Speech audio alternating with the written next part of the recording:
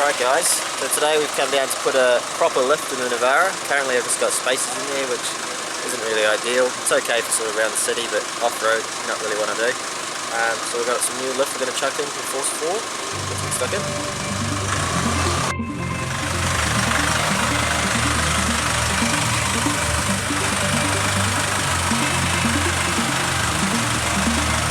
Darren, mate, made it. Let's get the suspension in.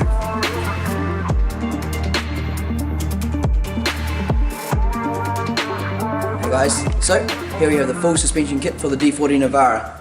Basically this is the XTR version, which is upgraded and bigger bore shocks and struts. Now these are coils on struts. These come separately because what we do is we ask you if you've got a front bar, winch on the front, or what weight you are carrying. Now the reason for this is so that we can get a rated coil, the coil to support the weight of the vehicle at that height. So thanks to Shane at Platinum Automotive, he's helped install these for us. Basically what we've done is we had to get a high compression machine that winds down the coil so you can stick the strut on. This can be a very tricky thing and can be quite dangerous if not done properly. So there's 40mm bore in the struts, 40mm bore in the shocks. The rear, we've got braided brake lines for the rear, extended. We've got leaves for the rear. Now these have got the lifter, not the shackles. So these are lifted, rated leaves, and they're rated for the weight that Darren would carry in the rear or whatever weight you may have.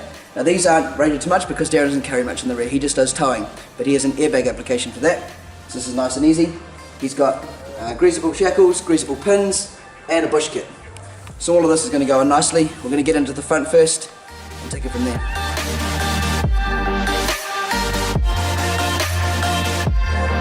So guys, what we're going on here is the lower arm. When you want to undo the strut with the lower bolt, you need to take the tension off it. We also need to get the arm out of the way to be able to get the new one in and out. These are the camber bolts. Now when we adjust the camber for the front of the car, this is what you adjust. Now one thing to note is marking them. They do have lines on, but you want to put your own mark on here and on the body or chassis that it's mounted to so that you can put them back in the exact same spot that they came from. Again, we recommend the wheel alignment after a lift because it changes the geometry, but it's good just to mark it so you can get back to what it was before. Do that on all the bolts that come off this lower arm. Just mainly the camber bolts, but that way you know exactly where they were.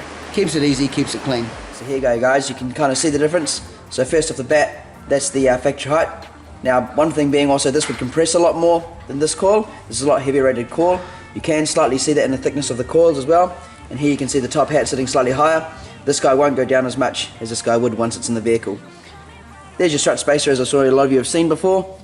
Pretty basic setup, not the easiest to install, and once again, not warrantable, so much better to go with the aftermarket option. Right, let's get them in.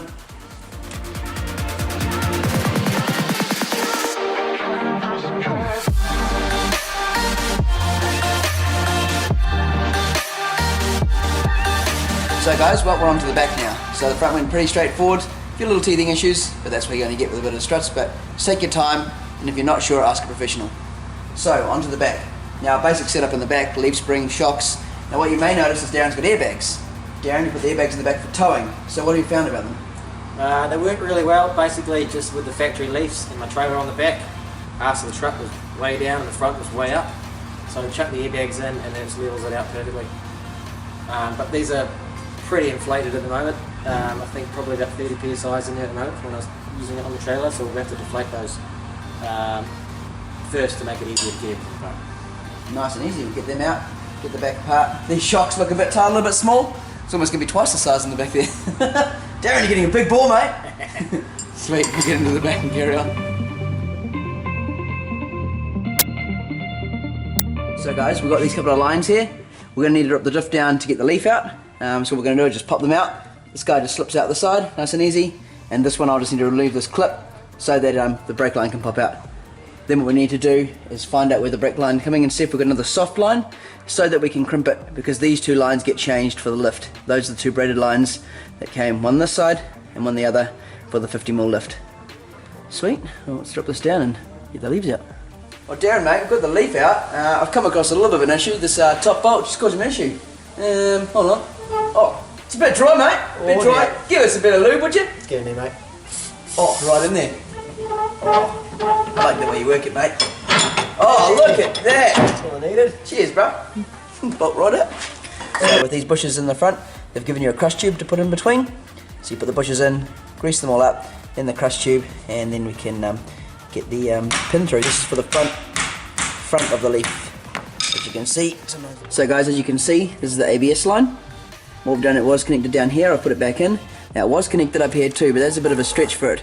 Now it's actually plugged in at the top, so in this instance it'll be fine just angling here. This is pretty much at full flex anyway, so it won't stretch any further than that. Better to be fixed at the bottom than the top. If you did want, you could possibly cable tie it over here onto the new brake line when we put it on, but you don't have to. Sweet, I've come to the end. All the tyres on now. Darren's going around and torquing them all up. It's always safe to always torque your wheels before you go driving. That way you know 100% know they're tight. Never trust the rattle gun. Lose them tight, you never know. Right, that was a good install. A few little things we just checked out. Darren has got the airbags at the back. One thing he may need to do is look to upgrade to the lifted airbags, because there's two sizes of airbags, normal ride height ones and then 50 more lifted ones. So that's one thing he might have to do. Right, otherwise we're going to go for a drive just before he gets back, because he buggered off, so we had to finish the job for him, but that's okay. All in fun, and we'll carry on for the night. Yeah, good install. Thank you Platinum Automotive for help with the calls and struts. Thank you FORCE4 for the AFS suspension. And NZ Off-Roader, yeah, as always, let's do this! Sweet guys, well that's the kit all installed. Pretty straightforward as you saw, a few little things to watch out for, but if you're not sure, definitely hit us up, nice and easy. Darren, you've taken around the block, what do you think, man? Much smoother ride compared to what was in there before. Only going around the block, noticed the difference completely already, so probably next weekend we'll take it out, see what it's like off-road, do a real test. Yeah buddy. See you bro. Thanks man. We'll catch up. Alright, see you guys. Sweet guys, catch you later.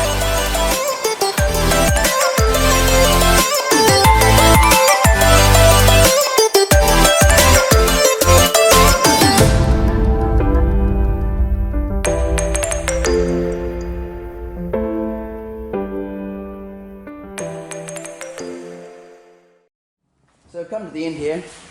Darryl's had one job to get the tyre back on, and he's having a bit of a moment with it. I'm not sure whether he's cuddling it or he's trying to put it on. Oh, getting down and dirty with the muffler. Struggle Street. A few moments later. Come on, Daryl, you can do it. 2 hours later. Is this on the phone? Yeah. Oh, I think we have success. You're making sure you film that for the bloopers, aren't you? Yeah. The time lapse will have it.